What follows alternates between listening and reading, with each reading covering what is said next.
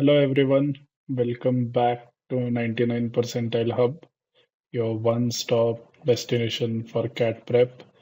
Uh, Today I have planned something very special. I'll be attempting a mock cat live, and not just any mock. This is from the 99 Percentile Hub test series itself. That means what you see me attempt today, the kind of questions, the exam interface, the difficulty level, this is exactly what you will experience if you enroll in the test series. Now, before we start, I want to talk about something important, the strategy and philosophy behind the mocks. Okay, so because most aspirants make the mistake of treating mocks as just practice papers, or worse, as a way to just measure where they stand, right? But here is the truth. Mocks are not about your score, they are about your skills. The idea is to train your brain to perform under pressure. And the real growth happens in the analysis. So when you revisit your attempt, you learn why you made certain mistakes, why you skipped certain questions, and that decisions cost you time, right? So that reflection is where percentiles actually improve. And most importantly, consistently matters far more than the intensity. So taking 15, 20 mocks with serious analysis is far more powerful than cramming your two or three mock attempts right at the last moment. And that's basically the philosophy we have built the 99 percentile hub test series around, right? Every single mock is carefully designed to replicate the real cat, from interface to sectional balance to the kind of tricky decisions you will face in DILR and so on and so forth. So it's not about solving random questions. It's about building the exam temperament, right? So if you want to experience this for yourself, the link to enroll is right there in the description. We have also rolled out a special discounted price, but it's only valid, as you can see, it's only valid till 6th of September, and after that the price goes back up. So if you're serious about getting your dream percentile, now is the perfect time to get in, right? All right. With that said, let's get started with the live attempt. My goal is not just to show you the solution, but also the thought process, time management, strategies that go into handling a full cat mock, right? By the end of this session, you'll get a clear picture of how toppers approach the exam and how you can build the same mindset. Okay, so let's get started.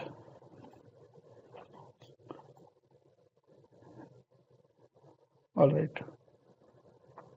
So I have already attempted mock 1 and mock 2 in my previous videos. So today is the time we will attempt the mock 3.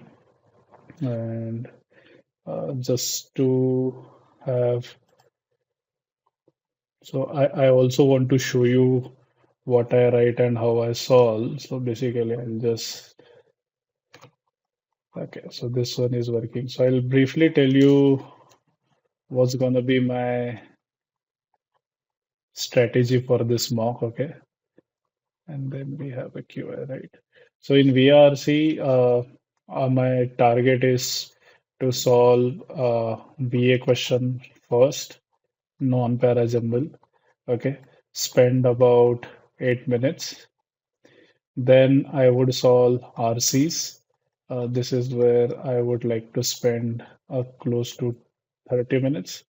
And then in the end, I would come back to VA and solve the remaining parajumble if I have time in 2 minutes. Okay. So target is to attempt 21 or 21 plus questions in VRC with a fairly above average or good amount of accuracy. In DILR, I am going to scan the question paper for first 5 minutes. Okay. And within these 5 minutes, I am going to decide which one I am going to left. So out of four, I'm going to left one of the sets, right? So I'm going to decide which one I don't really want to solve within those 5 minutes. And then I will go for set one, perhaps target it to complete it in 10 minutes. then go to set 2, again try to complete it in 10 minutes, and then I would go to set 3 and we'll keep 15 minutes. So within the three sets also that I am going to be picking, I would prioritize which one to pick first, based on the difficulty level or my familiarity with the set or something like that, right? So target is to attempt at least 12 questions here. And because it's a DILR section, chances are the accuracy is typically high. So I'm going to target high accuracy, but limited to or three sets. In QA, there will be a round one, which would basically span somewhere about 18 minutes. Okay. So basically, in these 18 minutes, I'm going to go through all the questions and solve all the easy ones that I can target. Then there will be a round two, which would go for, let's say, about 17 minutes. Okay. And then there is going to be round three for 5 minutes. These are basically those that I have never seen before kind of questions. Those will be in round three. Round one would be those that I feel are easy and I would solve them. And round two are basically those which I can solve, but it might take time or there is something new concept, but the topic is familiar, something like that. Right. Again, here target is to attempt 15 plus question with a high amount of accuracy. So this is going to be my strategy for this mock. So let's dive in straight into this. Let me see. Okay, let's get started. So general instructions about the exam. This is fine. Okay, let me start the test. All right. So this one is VRC 1 to 4, 5 to 8, then 9 to 12, and then 13 to 16. Okay, let me go to 17. The passage given below is followed by four alternate summaries. Okay. Capitalism has no loyalty to anything but its own process of capital accumulation, no loyalty to anything but itself, nor could it be otherwise if one wished to survive as a capitalist. For the first law of the market is to make a profit of other people's labor or go out of business. Private profitability rather than social need is the determining condition uh, of capital investment. Throughout history, the accumulation of wealth has brought with it growth in organizations designed for the protection of wealth, starting with bands of armed men whom Engels correctly defined as the essence of early state. Engels understood that the state has severe functions, it carries out tasks that cannot be performed privately, and it tends to the common defense of the people. But a major purpose of the state in class society is to protect those who own the wealth of a nation from those who labor. It's a classic capitalism. According to Engels, wealth creation rather than social need being the purpose of capitalism, the early state needed organizations with armed men in order to protect the wealthy from the people who labor. It's not a fight against the two classes of people, no. As capitalists make a profit of other people's labor, Engels believed that the essence of the state in all societies lay in creating organizations like the army in order to protect those who own the wealth of a nation from the working class. Engels behind the sense of early state. It carries out tasks that can be priority and it tends to the common defense of the people. But a major purpose of state in class is to protect those who common defense of the people, not necessarily to divide people, right? Engels believed that the focus of capitalism on wealth creation has brought it with growth of social like the state in class societies, which is primarily designed to protect those hmm, primarily designed. Since capitalism has the sole purpose of accumulation of wealth, Engels said the major purpose of the state environment society was to protect away from the working class. This one seems little tough. Let me come back to it. Cognitive dissonance theory is not as forbidding as its name might sound. In basic terms, it refers to the conflict which occurs when a thought, a feeling, or a behavior is altered in contradiction to the other two. When a thought, a feeling, or a behavior is altered in contradiction to the other two. So behavior is altered in contradiction to thought or a feeling. A person can tolerate only a certain amount of discrepancy between his thoughts, feelings, and actions, which after all make up the different components of his identity. Psychologist Leon Festinger summarized his basic principle thus: if we can change a person's behavior, his thoughts and feelings will change to minimize the dissonance. Festinger's theory states, and much research has since proved, that if any one of the three components changes, the other two will shift to reduce the dissonance. Okay, that's absolutely fine. I've learned this in marketing by the way at IIM Bangalore. So, all right, let's look at all the four options. Cognitive dissonance, which is a contradiction between a person's behavior and his thoughts or feelings, can be reduced by changing any one of its components, as a person can tolerate only a certain level of dissonance. Okay, okay. Cognitive dissonance occurs when one's behavior does not align with one's thoughts and feelings. This is fine. Psychological theory states that if behavior changes, the other two will shift to reduce dissonance. Dissonance theory of that as person can tolerate only a certain level of dissonance, a change in components will affect a change in others to reduce dissonance. But what is dissonance? That's the first whole point, right? What cognitive dissonance is not the theory. We need to include this also. So you cannot be in the contradiction between a person's thoughts and feelings and his behavior, which according to person tolerance levels can be minimalized by changing one. No. So CD, no. The contradiction between a person's behavior and his thoughts or feelings can be reduced. Not only behavior with thoughts or feelings. It's basically any one of them going out of sync with other two, which is more appropriately written in B. Behavior changes, yeah, other two will shift. B.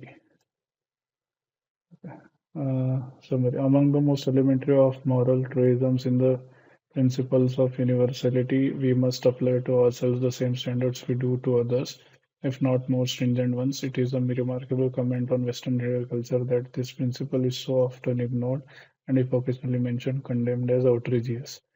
This is particularly shameful on part of those who flaunt their Christian piety and therefore have presumably at least heard of the definition of the hypocrite hypocrite in the Gospels.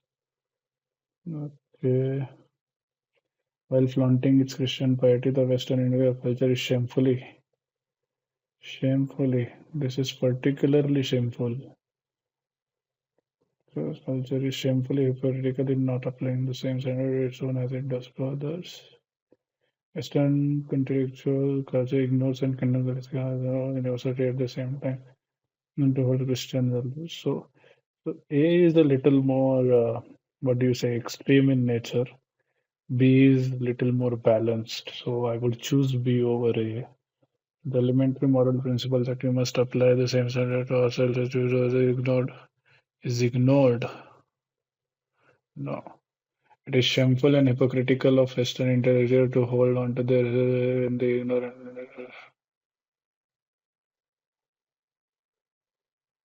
No, no, no, no, no. It is shameful.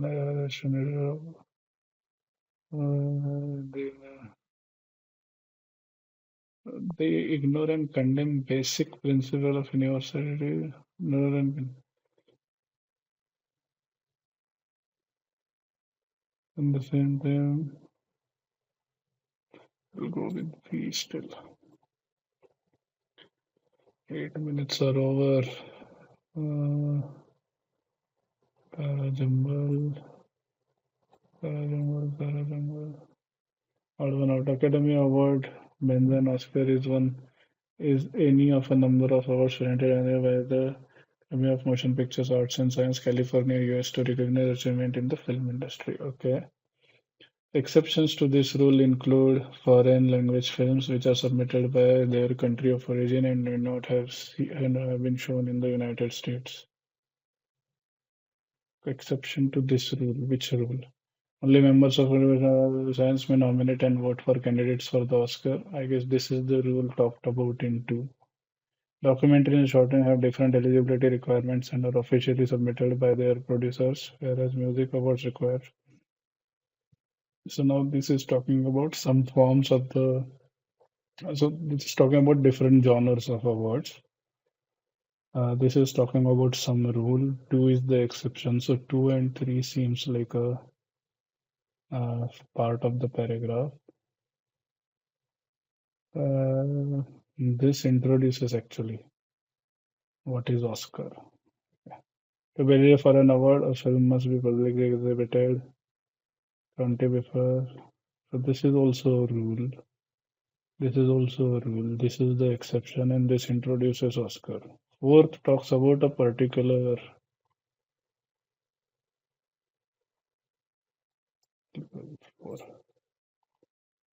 Beginning in 2020, the COVID-19 pandemic complicated the very idea of homework as students were schooling remotely and many were doing all work from home. This concept of homework quickly spread across Europe and was brought to the United States by Holland, who encountered the idea in Persia. This concept of homework.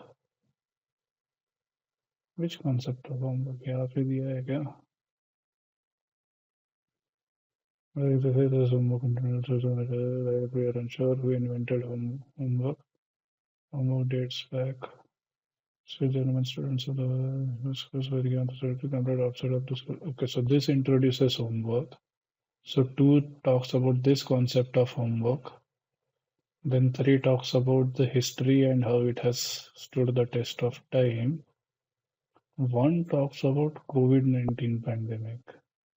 Well, we're unsure who invented. So two, three, four, five talks about history of homework versus one talks about what happened to it during.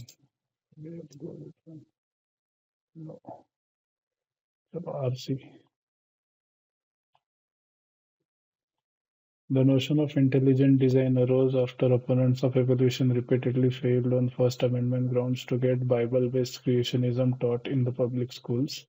Their solution: take God out of the mix and replace him with an intelligent designer and some irrelevant mathematics and fancy biochemical jargon, and lo, you have intelligent design, which scientists have dubbed creationism in a cheap tuxedo. That's quite a criticism, actually. But the tuxedo is fraying, for intelligent design has been rejected by biologists and judges who recognize it as poorly disguised religion. Nevertheless, its advocates such as biologists behave persist. Its advocates persist. So there are still the advocates of creationism. Behe admits, like Darwin, that evolution occurs by natural selection, shifting new mutations, and all the species are related by a common ancestors. However, he claims that the important mutations aren't random, but are installed by an intelligent designer. Sorry. These design mutations solve natural selection's problem, the origin of complex biochemical features. Such features appear to defy Darwinism explanation because, claims Behe, they can't function until all parts are in place. These irreducibly complex systems must have been forced by a designer who made simultaneous changes in several genes. Scientists, however, quickly spotted the errors in this argument. They pointed out numerous scenarios and then adduced okay, adduced means I don't know, added or something, then adduced evidence for systems fitting Bayes' definition of irreducible complexity that could evolve in step-by-step manner without the intervention of an engineer. Okay. Further, Behe claims that biochemical pathways are designed rather than evolved because they are based on the purposeful arrangements of parts. But which arrangements are those designed with a purpose? They are simply the pathways that Behe sees as too complex to have evolved. This is a classic example of begging the question, assuming what you are supposed to prove. So, the cyclicity basically. Perhaps Bayes' most ludicrous claim is this: evolution within the lowest levels of biological classification might be purely Darwinian, but the origin of higher level groups requires design mutations, yet, as every biologist knows, groupings above the level of species are purely subjective. That is, whether you call a group a family or a genus is arbitrary, depending on the taste of the scientists who work on that group. Bayes' third attack on evolution is that even at the lower levels, it's self-limiting. Evolution's reliance on the random mutations and natural selection make the process wind down, preventing further change and requiring the designer to step in. These claims are wrong. Environments change and current functions become outmoded, prompting new evolution. New adaptations can create new niches. Mutation supposedly acts as a brake on evolution because, argues Bayes, most genes that fuel adaptation have been irreparably broken and inactivated by mutations. Evolution must eventually grind to a halt. But Bayes selectively ignores the large number of adaptive mutations that do not inactivate genes. These include duplications in which a gene is accidentally copied twice, with the copies diverging in useful ways, different forms of hemoglobin in primates, changes not in gene function but in how and when a gene is turned on and off, mutations producing lactose tolerance in many drinking human nutrition, chimeric genes cobbled together from odd bits of DNA, antifreeze genes in fish blood, blah, blah, blah. So all the modern things basically. Imperative, the phrase tuxedo is fraying. Basically, so the argument is failing, okay, or it's not up to the mark, kind of a thing. An exaggeration aimed at bolstering Bayes' claim. Bay came later, actually. The accurate discrimination level against creation today has been discredited as science. That, yeah, I guess, this which of the following statement is the main point of the passage? Main point of the passage, okay. Even court judges have doubled intelligent design as poorly disguised religion. No. His case against Darwinism isn't very compelling. So yeah, we need so throughout Behe's points are taken and are criticized. So Behe has to be part of the main point. So B is fine. Biology only keep in mind that the way, but rather evolved, not about biology. Evolution should eventually grind to a halt without this is the sentence given in boldface in the passage, which of the following logical flaws? White sentence is the boldface. No boldface. This T is bold. Okay. After this, therefore, because of this. Or maybe they're talking about which one? Assuming what you are supposed to prove. After this, therefore, because of this. So that is the cyclical argument, right? Assigning causation without assigning causation without any evidence. I don't know. Attack on the arguer? No, that is not. Sweeping generalization? No. Circular argument? Yes. The argument uses conclusion to prove itself. The passage suggests that scientists would most likely categorize mutations producing lactose in humans under. So that was the last para here. Okay. So this is basically that gene regulation thing talks about, no? Yeah. In gain of function mutations arising out of duplication and yielding beneficial traits, no. Non-beneficial traits. Mutations of interest to proponents of survival, but not to those of no. But it arises out of gene regulation and how and when genes are expressed or repressed. Maybe this. Changes arising when genes are covered. No. There's a well-known contradiction in the way many of us behave online. We know we are being watched all the time and pay lip service to the evils of surveillance by Google and the government. But the bounds of what's considered too personal, revealing, or banal to be updated to an app or shared with a circle of social media followers seems to shrink by the day. That's not to say that social media clubs are self-awareness or that our internet selves aren't highly artificial and curated, nor that people living in oppressive regimes or as minorities in societies where they know they will be targeted aren't justifiably anxious about what they say online. But digital media have radically transformed our conceptions of intimacy and shame.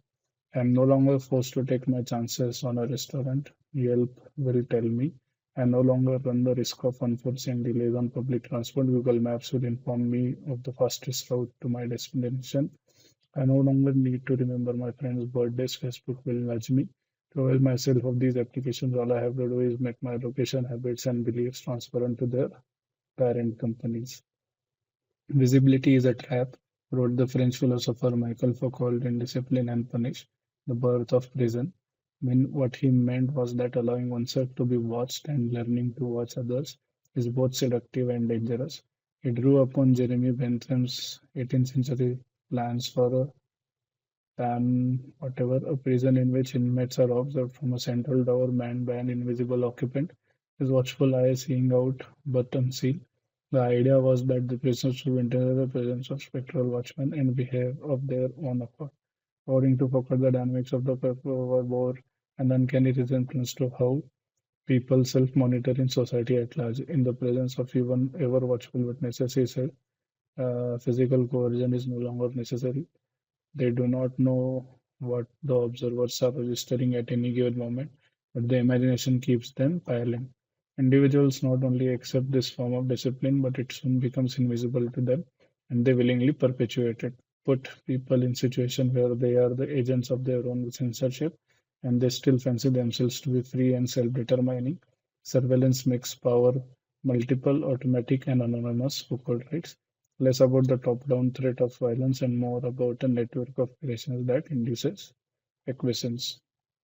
In many ways, the modern surveillance state, enabled and expanded thanks to new technologies, is whatever the American theorist Bernard Harcourt points out in Exposed Desire and Disobedience in the Digital Age, that surveillance state hardly fits the bill anymore. He prefers to talk of a tentacular oligarchy to include corporations now spying on us.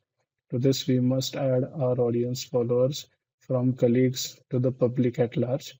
We seem to be surveilled from everywhere and nowhere, and yet the self display continues. Have we been so thoroughly disciplined that the guards have taken away the watchtower, or is some other dynamic at work? Okay. Which one of the following, if true, would invalidate the author's argument about self display online? Invalidate. So basically, three would validate, one will not. So three would be in three. Three would be in line with what author has said. One would be not. Okay. Social media have made us more self-aware than ever. So he would agree with that. That's the prison experiment he's talking about. Our internet selves are fake and curated. No, we are actually more self-aware because of that. Minorities in the repressive regimes have become anxious about their online behavior. Yes. Surveillance has helped us become thoroughly self-disciplined. Surveillance, yes. Social media, maybe not. Yeah. Okay. Let me move to next. The principle applies to all of the following except. So three of the following would be in line with that concept. Employers can get programs to track keystrokes of staff working from home. Yes. So that way the employee would become more aware and would get disciplined basically. So this is fine. Parents can get the software to monitor their children's mobile phone use. People can be kept under quarantine to contain the spread in case of pandemic. Offices can commission biometric verification to allow access to workspaces. There's no discipline here. I can access it or not access it. That wouldn't change my behavior. But all the other three would change my behavior the moment I know somebody is watching. Which of the following is not true about the Michael Foucault's visibility trap? Where was that? Yes, it opened yeah, okay, the same experiment is not true. So three of the following are true. The individual is kept under constant scrutiny. The individual becomes responsible for his own subjugation. He is kept in a field of constant visibility. The fear of being observed prevents deviant behavior. So D is fine, B is fine. What's the difference between A and C? The individual is kept under constant scrutiny versus kept visibility versus scrutiny. If I'm watching you, I'm not interrogating at you why you are doing something. So I would go with that. According to author, the tentacular oligarchy is the somewhere in the end, right? Where was that?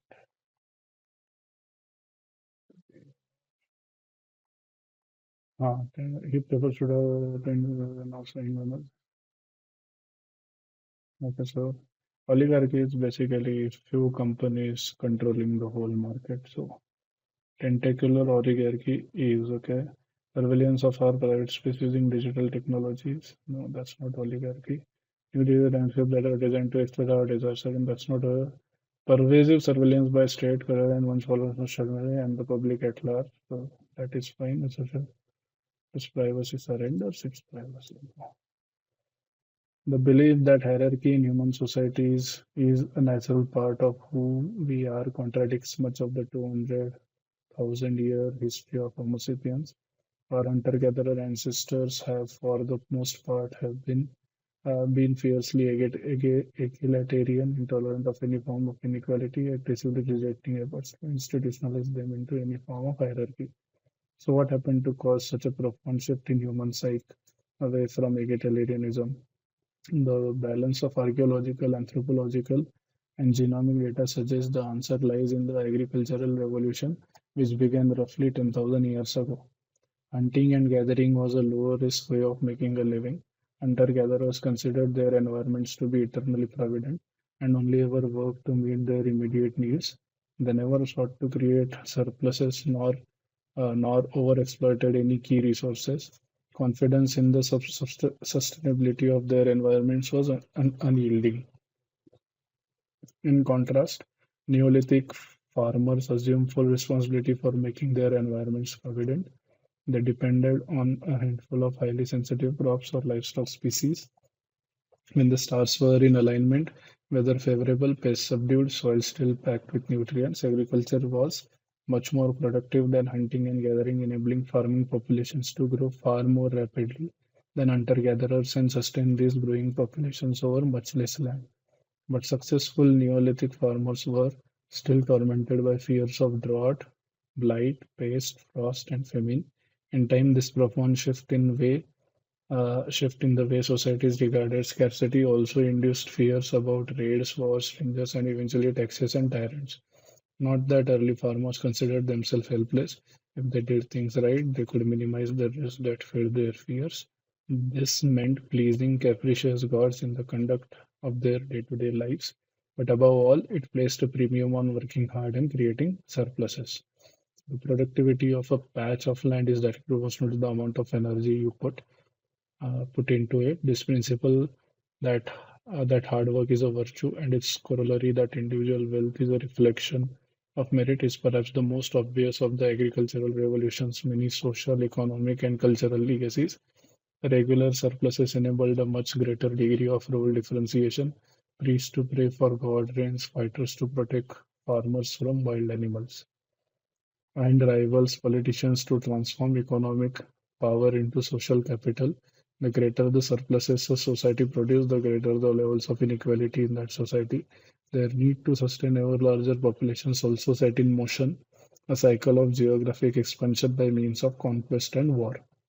Many of the challenges created by the agricultural revolution, such as the problem of scarcity, have largely been solved by technology, yet our preoccupation with hard work and unrestrained economic growth remains undimmed. This obsession risks cannibalizing our and many other species' futures. Our current social, political, and economic models are not an inevitable consequence of human nature, but a product of our recent history. That knowledge could free us to be more imaginative in charging the way we relate to our environments and one another. Having spent 95% of Homo sapiens history hunting and gathering, there is surely a little of the hunter-gatherer psyche left in all of us. Okay, so quite the large passage. In the last line of the passage, the author seems to suggest that surely a little of the psyche left in all of us. Okay. Survival instinct is still part of the human species. Okay. Our hunter-gatherer psyche would lead us to cannibalize our own. No. Our social, political, economic models are compatible with hunter-gatherer instincts. Humanity needs to revert to the pre-agricultural era of thinking. I guess this is the suggestion he's trying to give. We need to change. The profound shift in the human psyche mentioned in the second para does not involve each of the following. So it involves three of the following: a greater fear for environmental and weather conditions. That was always there. So, so this does involve greater fear of environmental.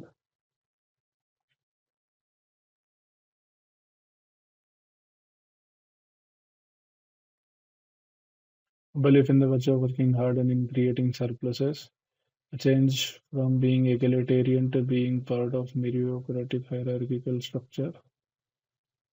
Second one does not involve which of the following: an incessant need to dominate other populations through war and conquest.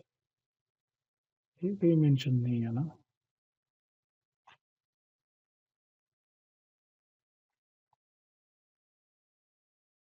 ये दिया तो है. Some raids and all.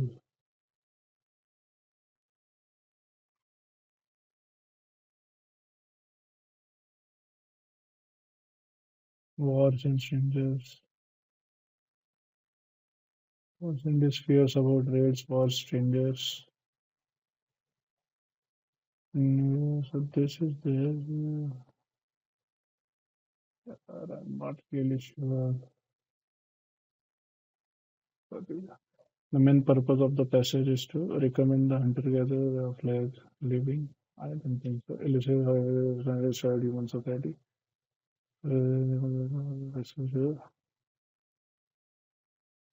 I guess passage is more of a wake-up call, kind of a, what do you say? Uh, you know, change before, things go wrong. So maybe I'll go with C in that case. Agricultural revolution enabled role differentiation because it enabled role differentiation because farmers believed in teaching to rewarding conduct of their life. Society was and creating a surplus, the belief in the virtue of created had to be sustained. Or this is given in the passage, this is given social hierarchy. Darwin had reasoned that evolution works by natural selection, but for natural selection to work, there had to be something natural to select.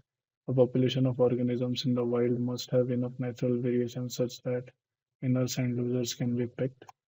To explain the intersection of genetics, natural selection, and evolution in formal terms, Blablas resurrected two important words, genotype and phenotype. A genotype is an organism's genetic composition. It can refer to one gene, a configuration of genes, or even an entire genome. Phenotype unifies a person of organism's physical and biological attributes and characteristics, the color of an eye, the shape of a wing, the resistance to cold or cold temperatures. D could not restate the essential truth of Mendel's discovery. A gene determines a physical feature by generalizing that idea across multiple genes and multiple features. A genotype determines a phenotype. Two important modifications to this rule were necessary to complete the scheme. First, D noted genotypes were not the sole determinants of phenotypes. Obviously, the environment or the milieu that surrounds an organism contributes to its physical attributes. The shape of a boxer's nose is not just a consequence of his genetic heritage, it also determines the nature of his chosen profession and the nature of physical assaults on its cartilage. In other words, genotype plus environment is equal to phenotype. And second, some genes are activated by external triggers or by random chance. In flies, for instance, a gene that determines the size of a vestigial wing depends on temperature. You cannot predict the shape of the wing based on the fly's genes or onto the environment alone. You need to combine the two pieces of information. For such genes, neither the genotype nor the environment is the sole predictor of outcome. It is the intersection of genes, environment, and chance. In the natural world, variations in genotype exist in wild populations. These variations intersect with different environments, triggers, and chance to determine the attributes of an organism. A fly with greater or lesser resistance to temperature. When a severe selection pressure is applied, a rise in temperature or a sharp restriction of nutrients, organisms with the wettest phenotype are selected. The selective survival of such a fly results in its ability to produce more larvae, which inherit part of the genotype of the parent fly, resulting in a fly that is more adapted to that selective pressure.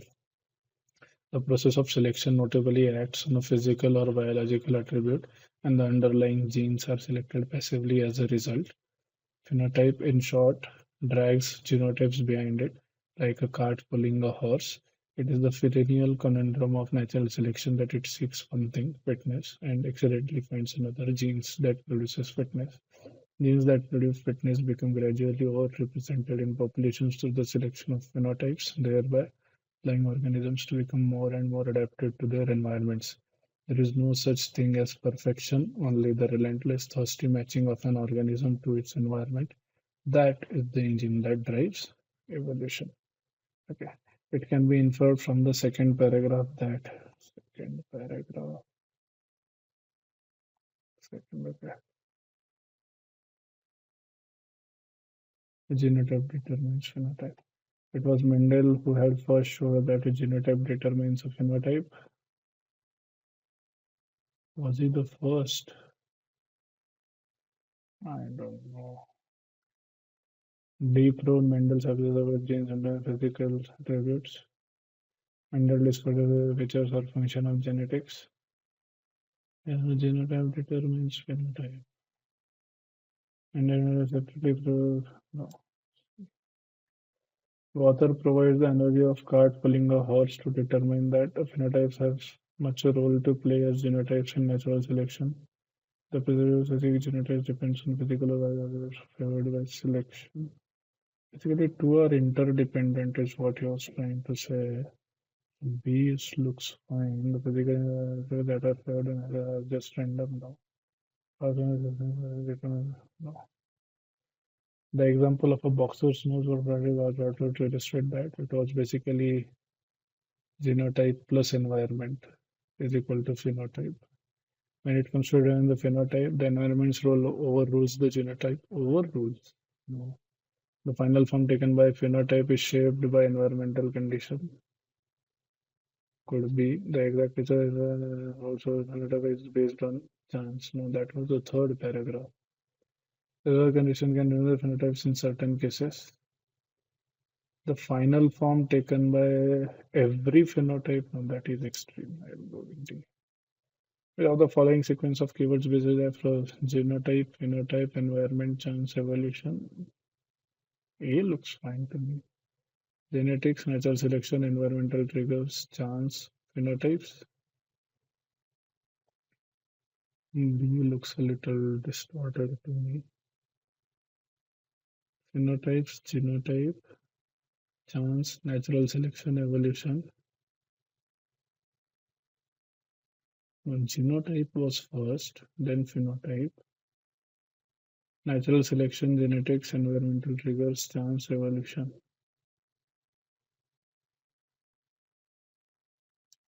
D versus A. Genotype, phenotype, environment, chance, evolution. Natural selection, genetics, environmental triggers. So basically phenotype, chance is there, and evolution.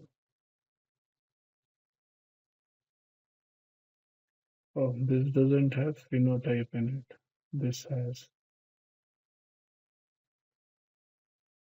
D and D. Natural selection, I guess, should be passed. 3 minutes are left.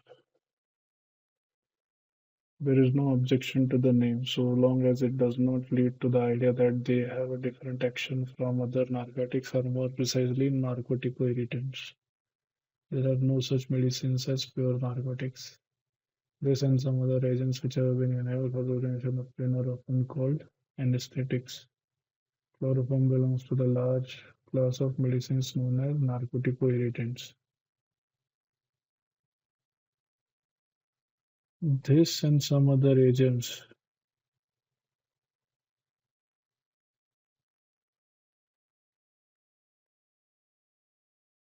mm, Narcoticoirritants.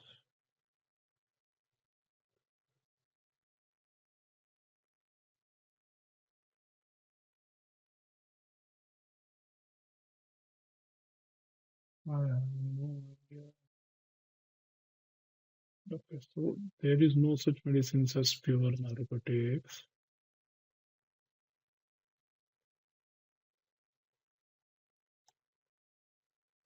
Uh, this seems like a starting statement. This and some other agents within which have been inhaled are called anesthetics.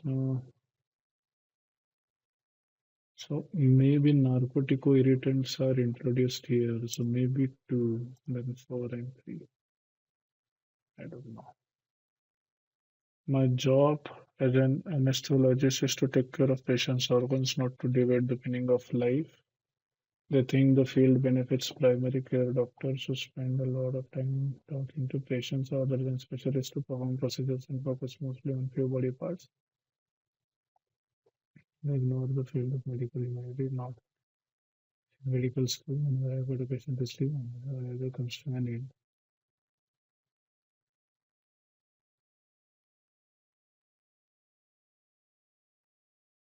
As a figure, not to debate meaning of life.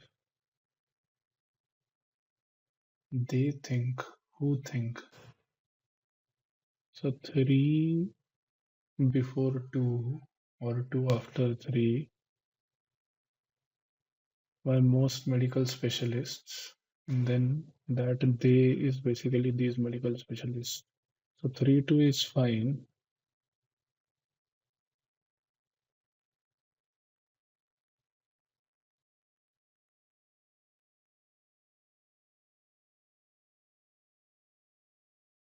So maybe from one, then what an anesthetist do, and that is the logic which is three and then two,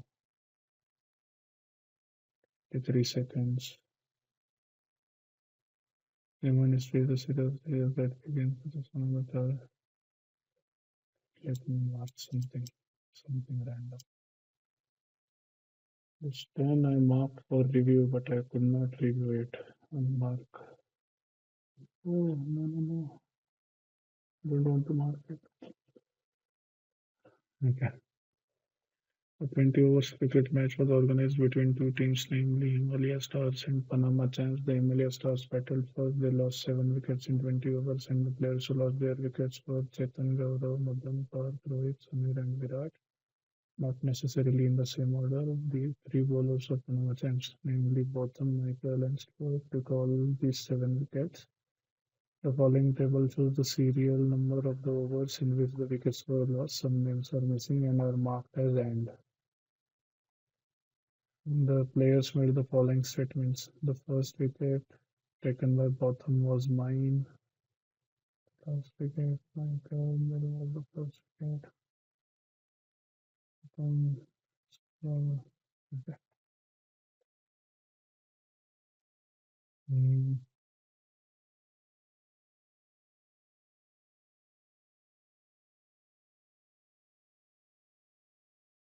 this thing is repeated here, so it's not a question actually.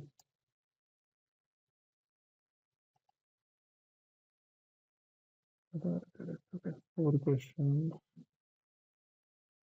Let's start with from warehouse. Then travel the six depots, depot A through depot F, and stop exactly once at each depot in the sequence A, B, C, D, E, F, after which it returned to the warehouse. As the truck traveled across the depots, six different cartons were loaded onto the truck at different depots and another format at different depots. In any depot, the loading of a carton, if any, then the loading of a carton, if any. The weights of the six cartons were 2 tons, 2 tons, 3 tons, 4 tons, 7 tons, and 10 tons. Further, the truck was empty when it arrived at depot A and was empty when it left depot F. It is also known that now the total weight. Mm, this seems like the one that has exact answers. Okay, next set. The Shakti the dance time each and known that the number of students opted for Bharatanatyam. Whereas the number of students opted for Kathak, which in turn is less than the number of students opted for Kathakali. That's it. 6 questions are there. Look at this.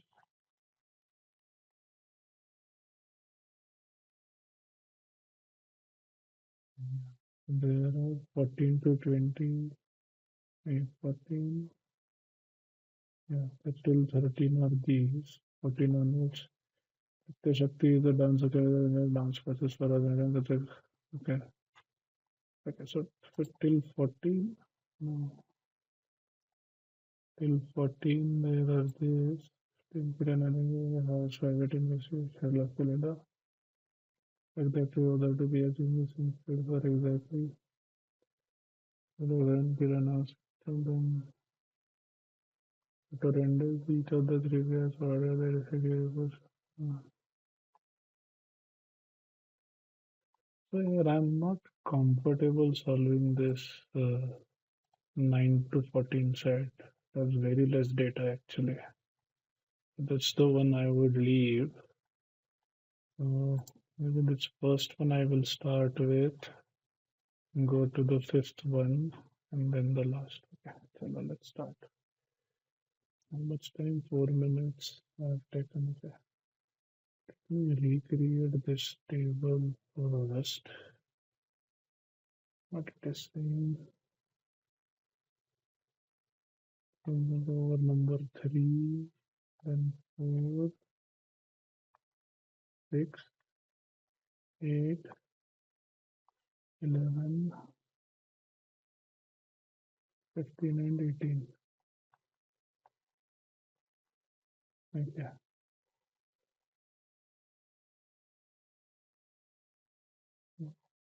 3 is Samir.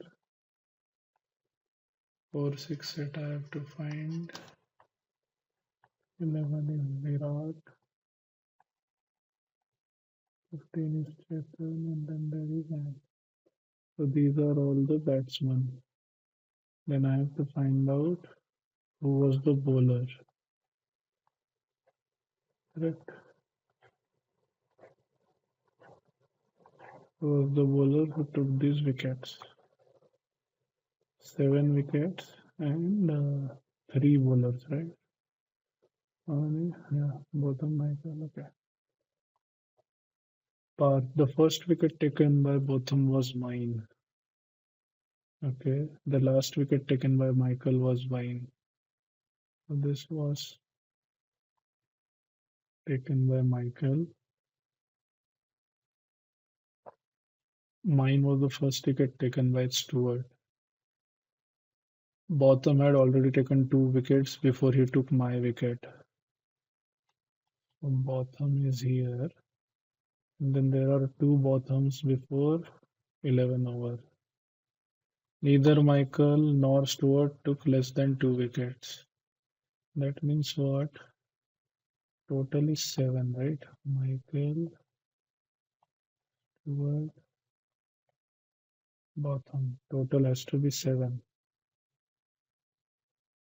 Botham definitely. Botham had already taken 2 wickets before he took mine. So Botham is at least 3. And no, neither Michael nor Stewart took less than 2 tickets. This is greater than or equal to 2. This is it. So basically, this is 7 itself.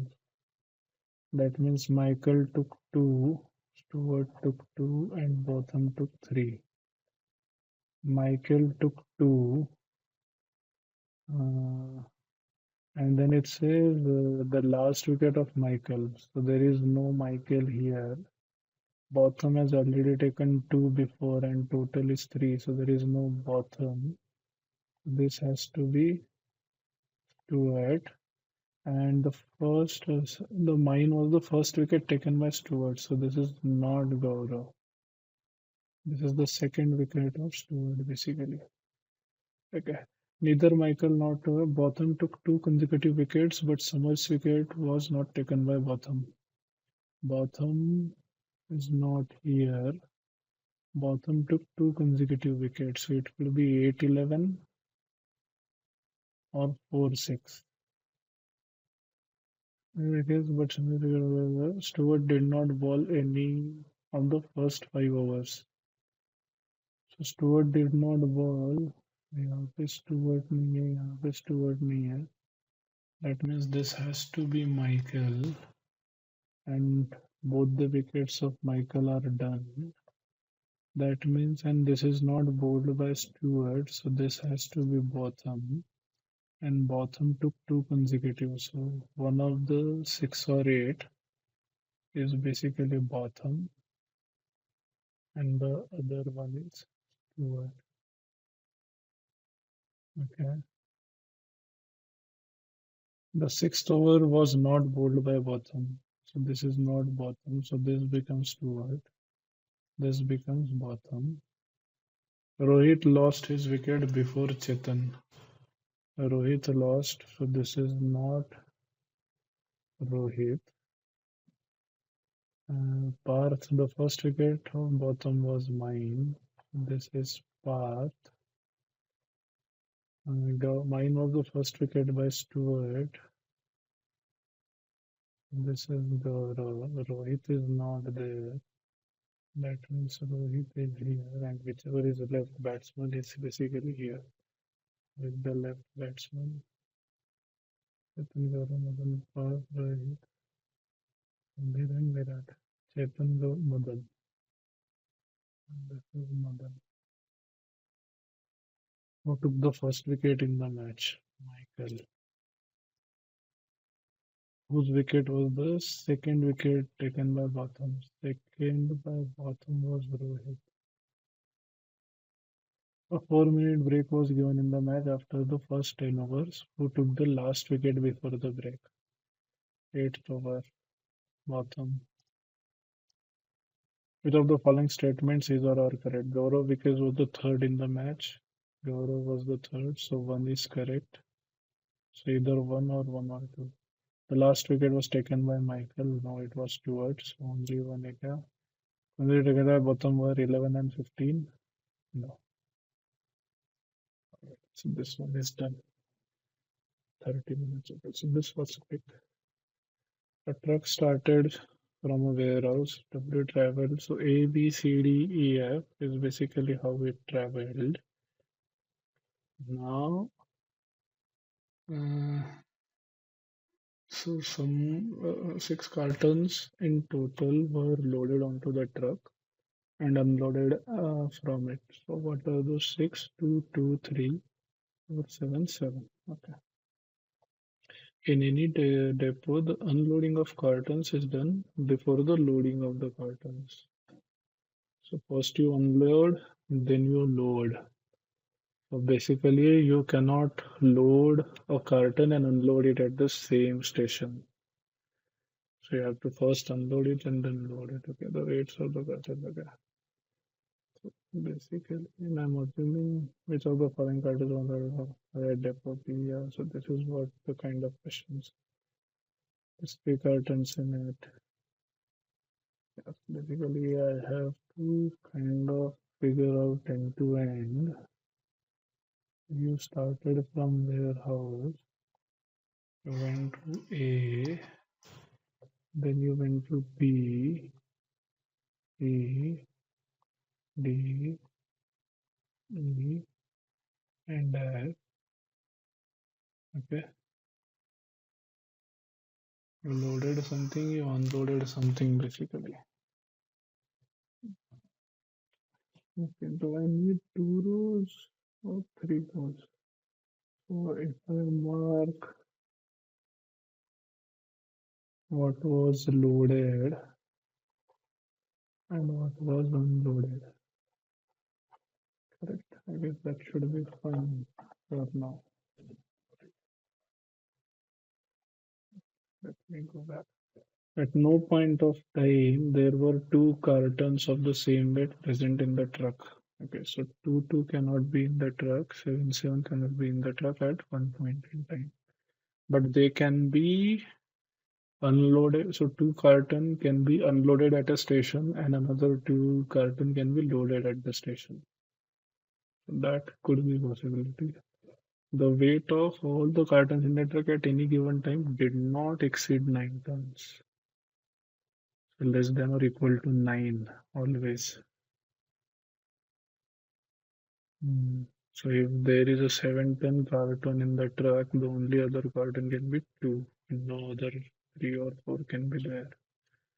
But if a 4 is there, there could be a 3, a 2, or a 2, 3 both.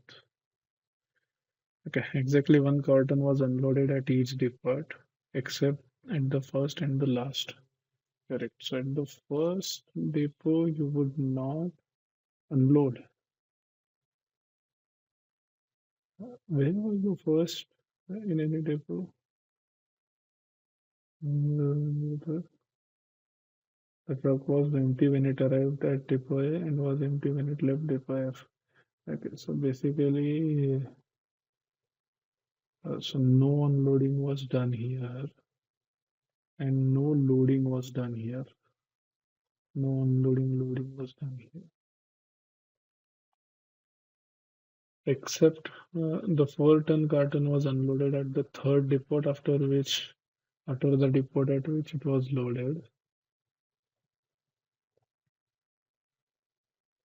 Okay.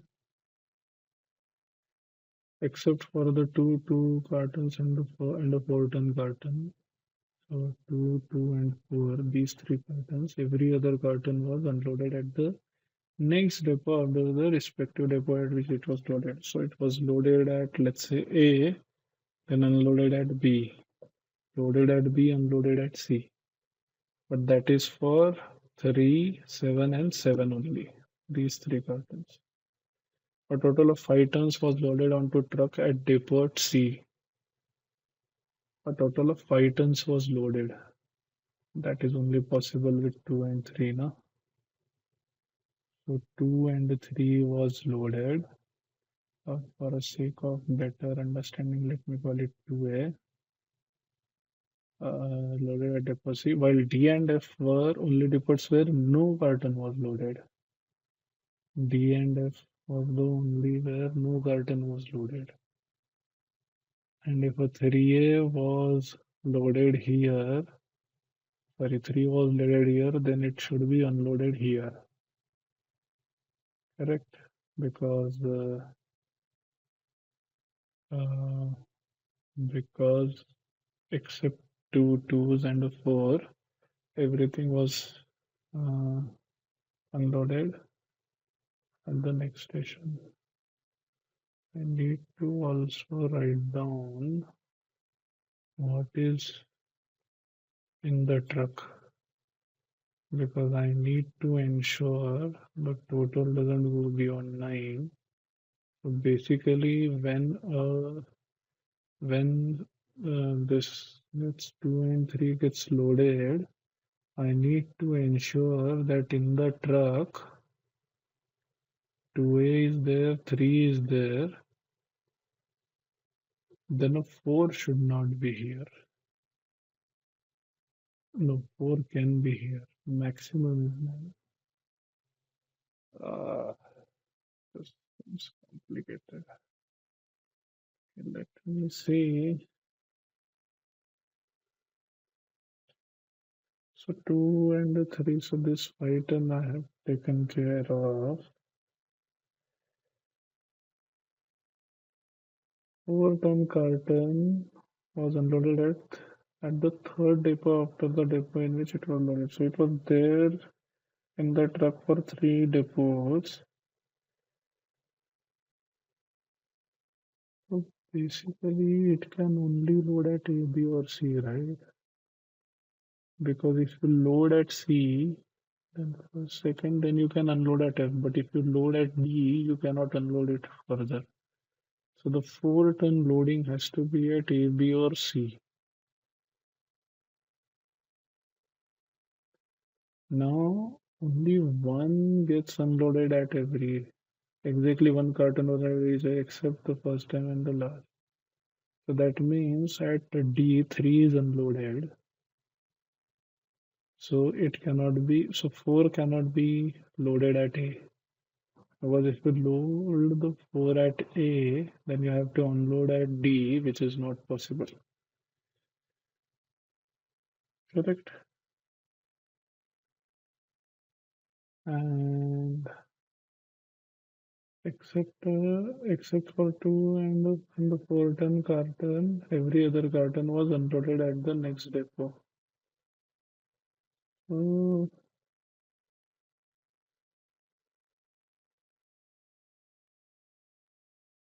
basically A4 is not possible loading. Is B possible?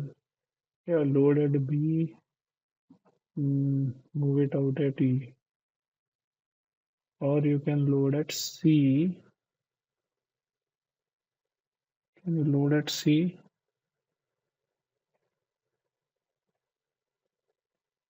If I load at C, what's the problem? 3 plus 2, 5.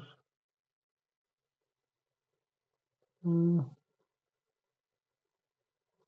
Two cartons of the same weight present in the triangle, so that is fine.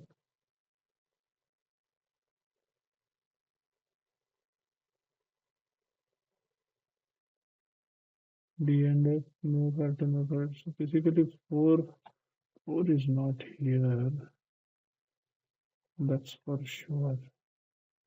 So where is 4? B, C, B payload, and C, D, and E payload, or C payload, and then F payload.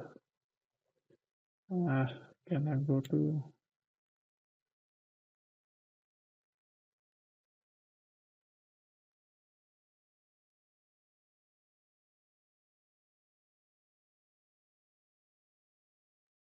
Hmm, when should I look at?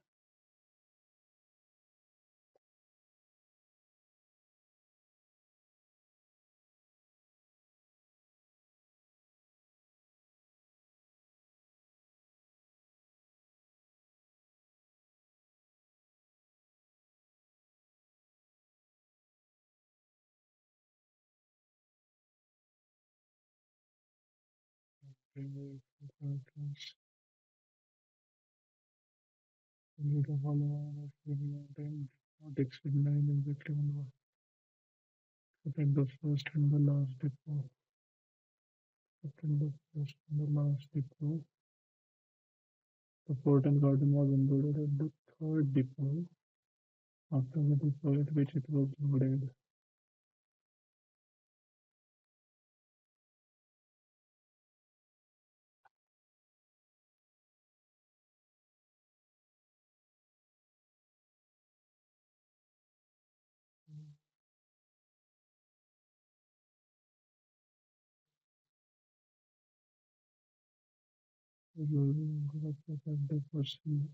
Oh, a total of 5 tons was loaded. So we cannot have 4. So the only 4 you can have is at here, and then it was unloaded here. Okay, okay.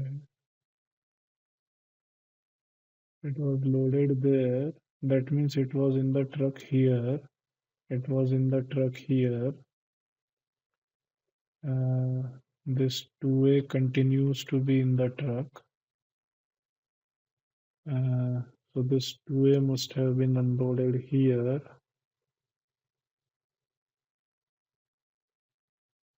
Is that a possibility? Now let me think again.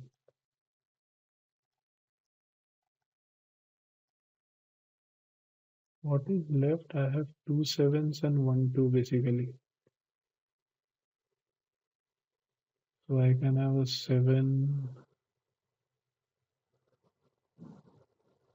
Oh,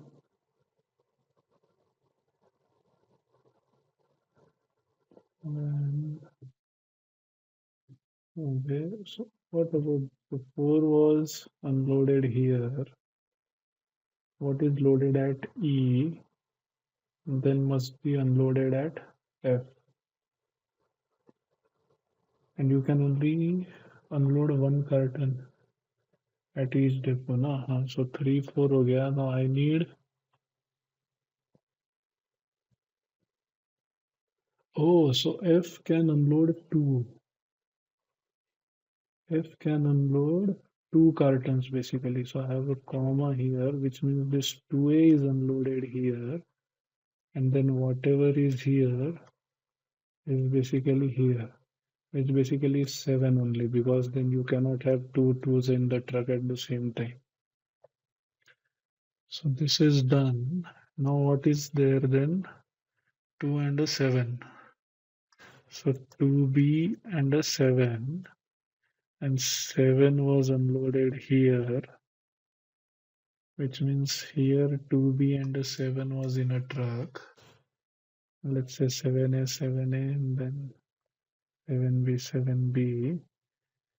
Then you went to B, 4 was loaded, 7A was removed. That means you had a 2B and a 4 in the truck, and then 2B was unloaded here. Yeah, so 2B was unloaded and then 2A was added. So what is there in the truck here? 2A is there, 7B is there, then nothing in the truck here. Does that make sense? To me it does. Let me see which of the following cartons was unloaded from truck B, from truck at depot B. 7.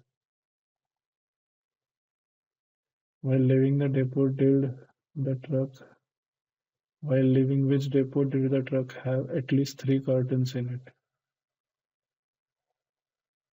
While leaving depot C, no? 2 3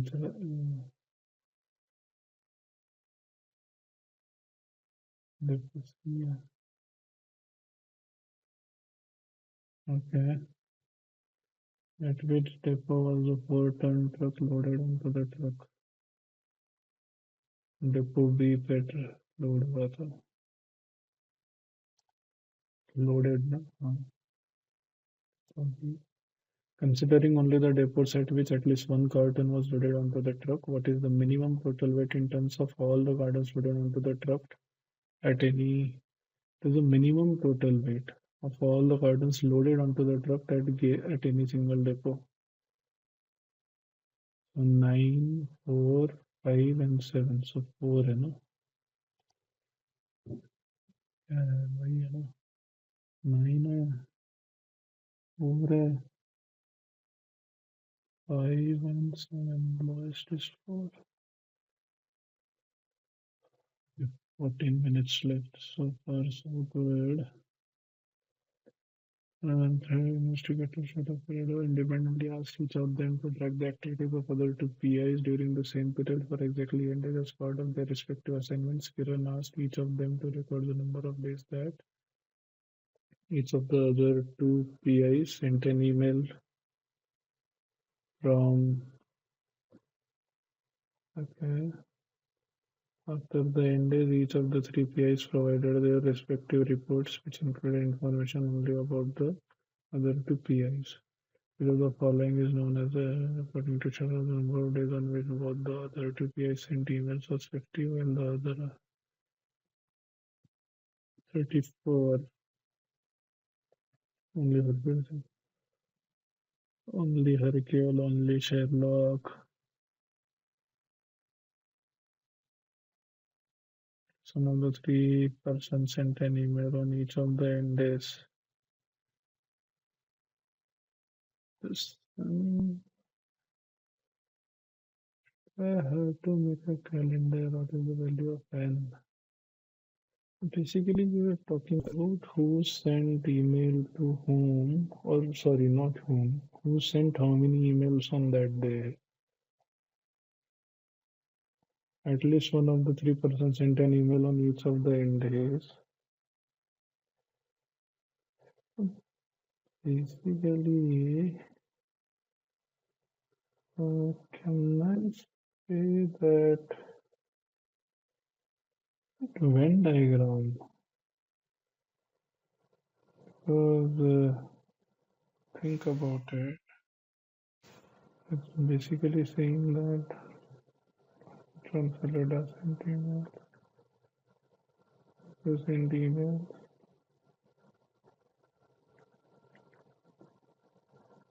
I have no idea.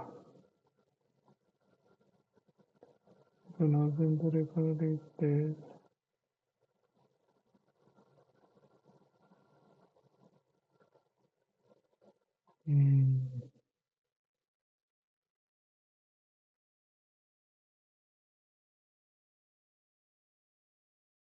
This seems like a set theory to me actually. I'll just draw 11 minutes left. Basically, what it is trying to say is you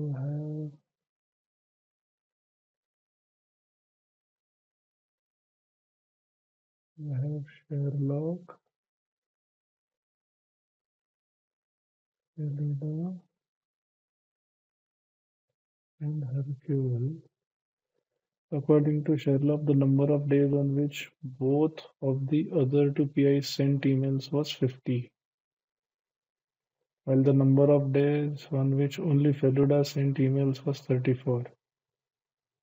Days on which both of the other two PIs sent emails. But he can also send emails on that day, on those days.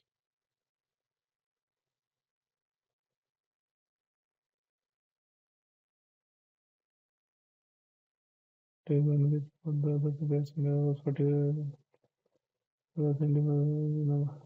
So basically, these will be too many variables. So वो क्या कह रहा है? According to Sherlock, the number of days on which both of the other two PIs sent emails was 50.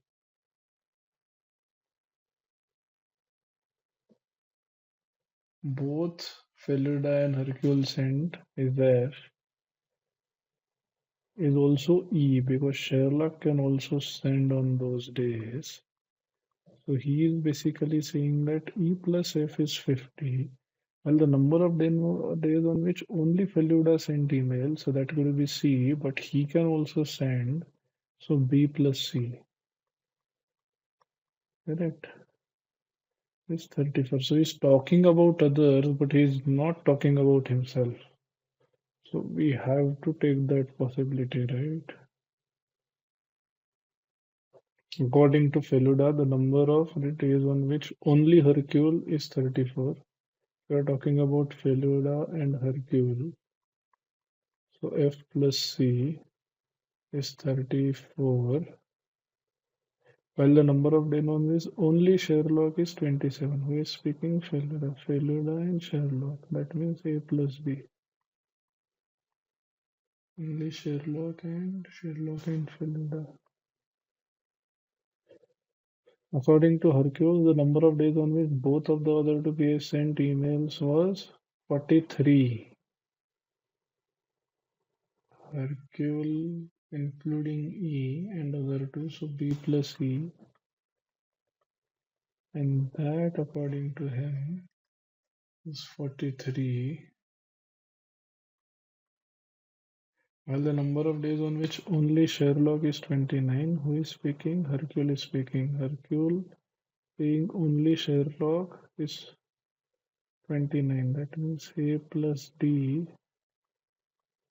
is 29.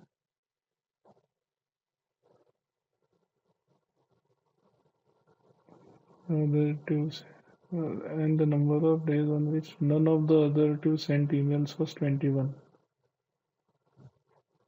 None of the other two sent. That means only he sent. That means G is 21. Who is speaking? Number of days on which but it was the number of days on which only Sherlock sent, and the number of days on which none of the other two sent emails was 21. Only he sent emails. So G is 21. Na? But why there is no G here?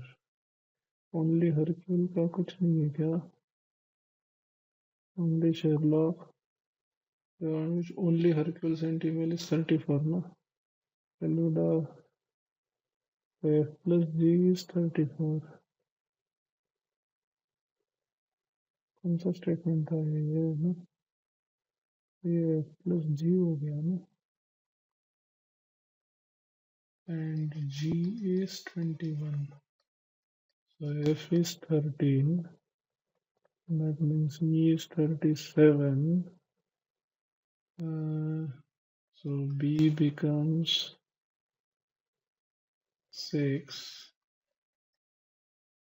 B becomes 6. So C becomes 28,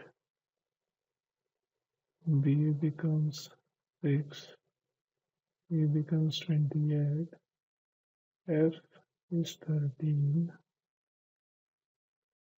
E is 37, B plus E is 43, A plus D is 29.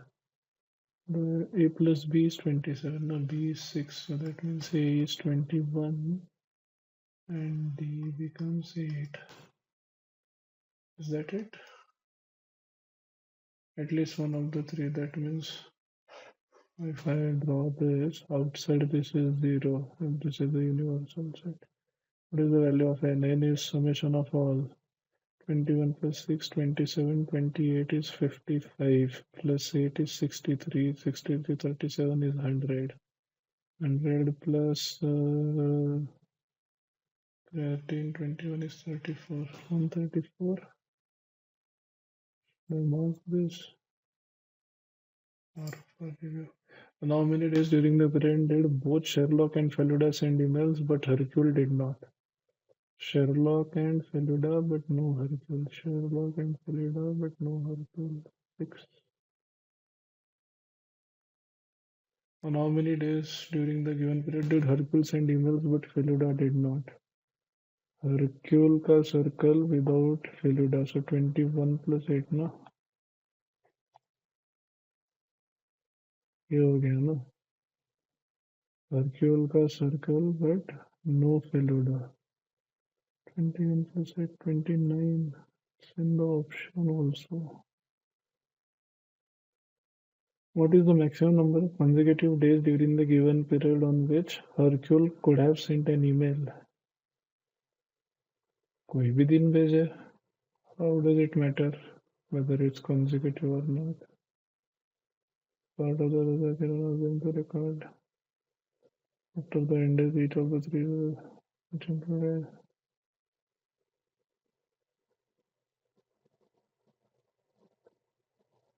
How does it matter? There is no condition of when one can send email.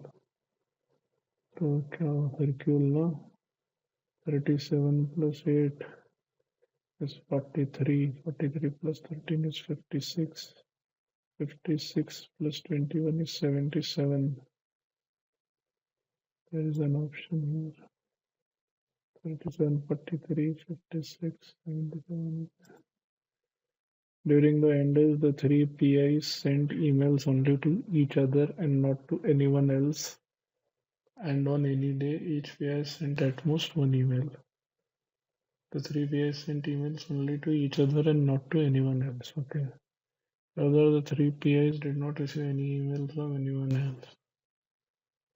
If it is known that if Sherlock received an email on any day, Feluda also received an email on that day.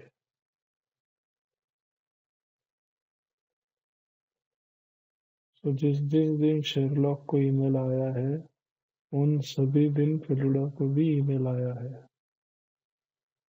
तो Sherlock को कितने दिन email आया है? 21. How much time? 3 minutes. 21 plus 6 is 28. 21 plus 6 is 27, plus 8 is 35, 35, 37 is 72. For Feluda, 37 is 43. 43 plus 13. 43, 56, 56, 28. तो आता है 84 होता है. What is the maximum number of emails that Sherlock received? What is the maximum number of emails that Sherlock received? Any day, Feluda also received. Sherlock को जब जब मिला है फेलुडा को भी मिला है, तो इसको भेजा किसने होगा? हरक्यूल नहीं भेजा ना. What is the maximum number of emails that Sherlock received? Only Sherlock. Maximum number of emails. तो 72 फिक्स नंबर है. Mark 72. Fixed number, right? Sherlock received 72 emails.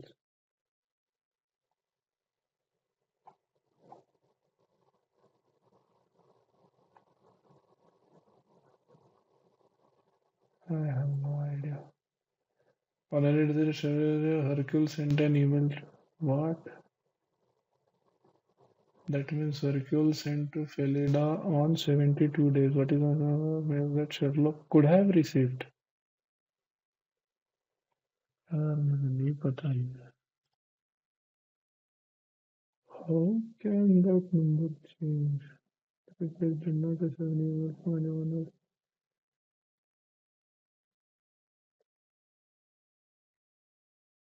No idea. इसका कुछ मार्क कर दे क्या? Dance academy 25. डांस अकेडमी बोला है. भरतनाट्यम में 100 है. एंड कुछ तो लिखा था ना. Kathak is more than that. Bharatanatyam is less than Kathak is less than Kathakali. क्या मत करो. 100 101 102. कितना हो गया? 303. But you say at least students are in all of this for Kazakh, then when the नहीं पता है. 50